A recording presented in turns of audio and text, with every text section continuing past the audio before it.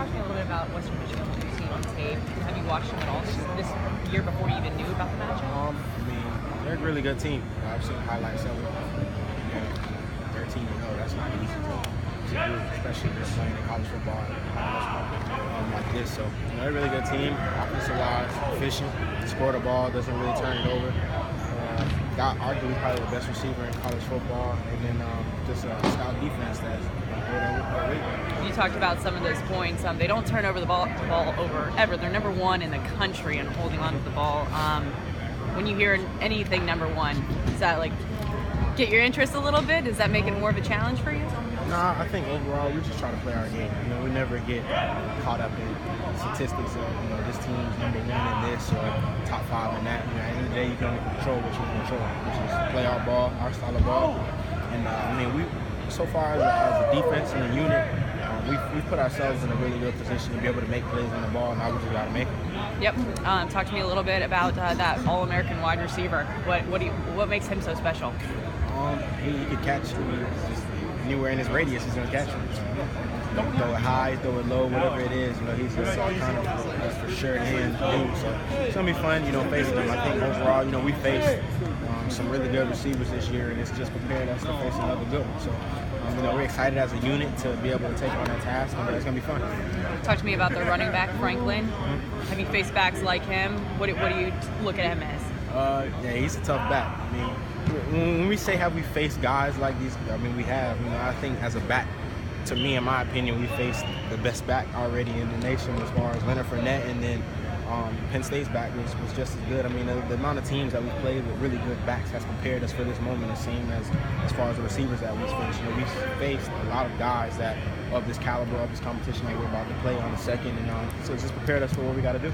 The core of their team, their quarterback, to lead his team to 13-0, it's got to say a lot about his leadership. Mm-hmm. What does he do so well? Is he all over the field, passing and running? What does he do? Just doesn't turn the ball over. A lot of those things that we've seen as far as playing other guys that can threaten you with their feet and also make a lot of good passes. But at the same time, they're different from all those other guys. Like I said, he doesn't turn the ball over. I think he has 2 or 3 picks this whole year, and that says a lot about a guy, especially in the type of offense that they run, which is a pass-first offense. How different is bowl prep as opposed to regular season prep? Or is it just the same and you're more in the routine of things now? I think it's kind of the same, but just more in the routine. Bowl prep, you kind of get some days off, depending on whenever your last game was. And, you get some days off, but you got to come back. And I think overall, you've been in the swing of things. Now you just got to keep it going. And so far, we've been able to do that. It's been some fun days out here competing. Just high intensity practices, and that's what makes this whole thing special. Yeah, I heard the competition's been taking a whole nother level here in bowl prep. New guys really showing their faces. But it's your last go around here. Are you trying to soak it in a little bit?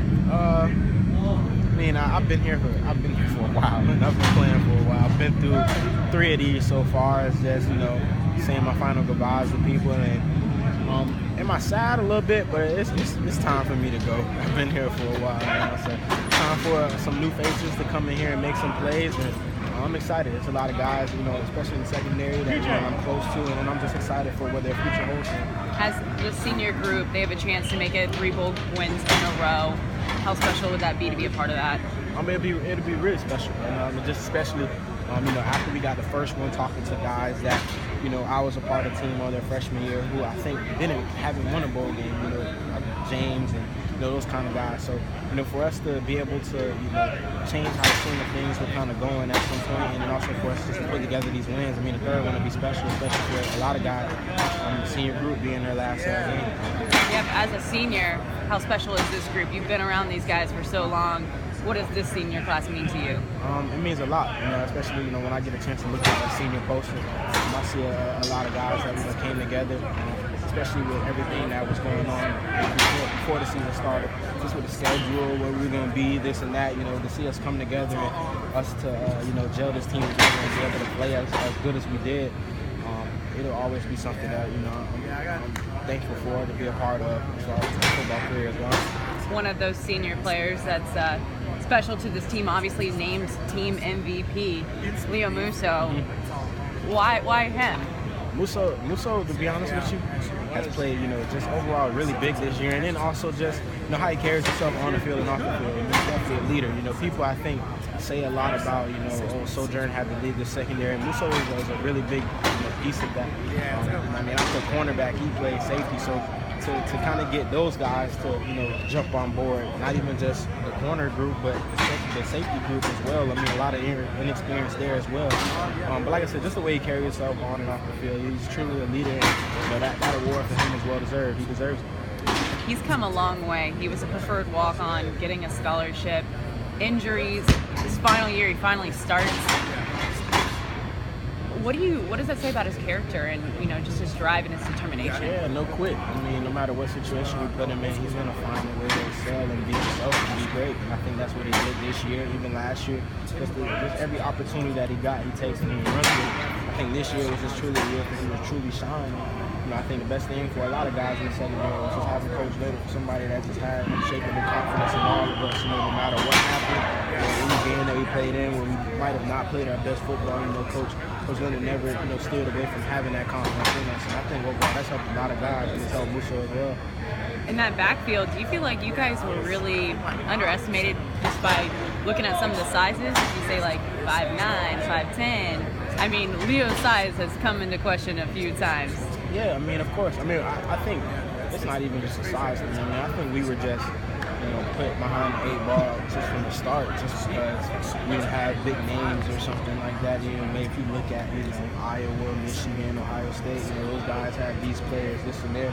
So I think that, people kind of put us, behind the 8 ball already just because of that. But, the year that we had, I mean, I think some people should definitely open their eyes. It's going to get even better. The group next year is going to be truly special. I mean, they're really only losing me and Musso.